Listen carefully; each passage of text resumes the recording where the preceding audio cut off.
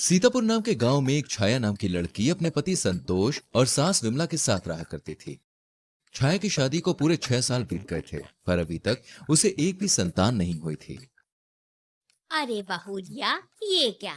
तेरी शादी को कितने साल बीत गए, पर अभी तक तूने मुझे खुशखबरी नहीं सुनाई। अरे आखिर क्या ठान के आई है? मुझे मेरे घर में छोटे बच्चों की किलकारियां सुननी है। हाँ हाँ माँ, मैं भी बाप बनना चाहता हूँ। माँ फिक्र मत करिए, मैं आज ही इस छाया को एक क्लिनिक लेके जाने वाला हूँ। फिर दोपहर को वो लोग क्लिनिक से घर लौटते हैं, जहाँ छाया रो रही होती है। अरे क्या हुआ इसे? ये रो क्यों रही है? कोई कुछ तो बताओ मुझे, क्या कहा डॉक्टर ने?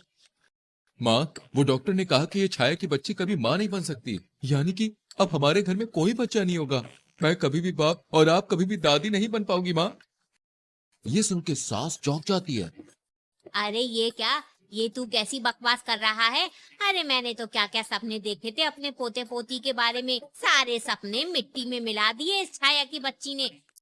हाँ माँ, ये सब कुछ इस छाया की वजह से ही हुआ है। अरे कहाँ मैंने इस बांझ से शादी कर ली, लेकिन अब बहुत हुआ। माँ, मैं छाया को एक मिनट भी अपने घर में रहने नहीं दूंगा। चलो छाया, अपना सामान लेकर हमारे घर से बाहर निकलो। अरे, ये आप लोग क्या कर रहे हो? मैं माँ नहीं बन सकती तो इसमें मेरी क्या गलती है? मेहरबानी करके आप लोग मुझे घर में वापस ले लीजिए। मेरे पास आप दोनों के सिवाय इस दुनिया में कोई भी नहीं है। अरे कल मूवी, इतना कुछ होने के बाद भी बोल रही है कि मुझे घर में वापस ले लीजिए। अरे वो बहू भी किस काम की जो एक बच्चा भी ना दे सके। अरे निकल जा मेरे घर से। फिर संतोष और सास दोनों मिलकर छाया को घर से बाहर निकाल देते हैं। हे भगवान, ये मेरे साथ क्या हो रहा है? मैं अब कहाँ जाऊँ? मेरे तो माँ बाप भी इस दुनिया से चले गए हैं।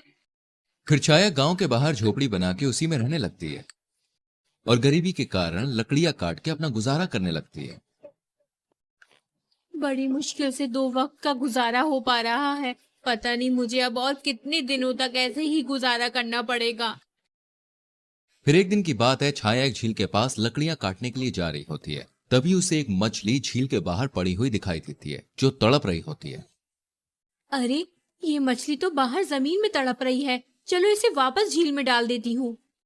फिर वो उस मछली को झील में डाल देती है। उसी वक्त में वो मछली अपने तेज से चमकने लगती है और बोलने लगती है। हे पुत्री, तुम्हारा बहुत बहुत धन्यवाद। तुमने मुझे मेरे श्राप से मुक्त किया है। अरे, आप तो बोलने लगी। और आप किस श्राप की बात कर रही हो? और मैंने क्या किया जो आप मुझे धन्यवाद दे रही हो? मैं कोई मछली नहीं हूँ। मैं देवलोक में रहने वाली एक दासी हूँ। मुझे एक ऋषि मुनि ने श्राप दिया था, जब तक कोई गरीब बहू जो तन और मन से सुंदर हो, वो मुझे जमीन से उठा के झील में न डाले, तब तक मैं इस पृथ्वी लोक में मछली बन के यूं ही तड़पती रहूंगी। अच्छा जी। पुत्री, मुझे ये भी ज्ञात है कि तुम्हें कभी संतान नहीं हो सकती और अभी तुम अपना गुजारा बड़ी मुश्किल से कर रही हो। इसलिए मैं तुम्हें एक संतान देती हूँ जो बहुत ही तेजस्वी और ज्ञानी होगी। फिर वो मछली के मुंह से एक बच्चा निकलकर छाया के सामने आता है और फिर वो मछली वहां से गायब हो जाती है। अरे, ये बच्चा तो कितना प्यारा है। ओलियो ओलियो, मैं आज से तुम्हारी माँ हूँ और तुम मेरे जिगर का टुकड़ा हो, तो आज से तुम्हारा नाम है मिंटू। फिर छाया उसे अपनी झोपड़ी में ले जाती है और बड़े ही प्यार से उसकी देखभाल करने लगती है। कुछ ही सालों में मिंटू बड़ा हो जाता है। मम्मी मम्मी, मुझे वो बड़ी वाली चॉकलेट खानी है, तो आप मुझे दिला दो ना। मेरे बच्चे, मेरे पास इतने पैसे नहीं है कि मैं तुम्हें वो चॉकलेट दिलवा सकूं। हम बहुत गरीब हैं बेटा। मैं तुझे एक दिन जरूर चॉकलेट खिलाऊंगी, ठीक है? ठीक है मम्मी। फिर एक दिन की बात है, जब मिंटू किसी काम से गांव की तरफ जा रहा होता है, तभी वहीं से संतोष भी गुजरता है। और उतने में संतोष को अचानक से चक्कर आ जाते हैं और वो बेहोश होकर वहीं पे गिर जाता है। अरे, ये अंकल को क्या हुआ? चलो इन्हें जल्दी से हॉस्पिटल ले जाता हूँ।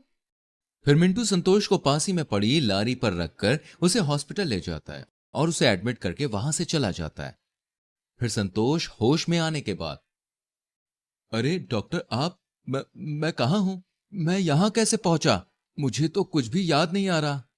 अरे भाई साहब, आप बेहोश हो गए थे और आपको एक बच्चा लारी पर रखकर यहाँ ले आया। अगर वो बच्चा आपको सही समय पर यहाँ नहीं लाता तो आप धरती लोक से उठकर ऊपर पहुंच जाते।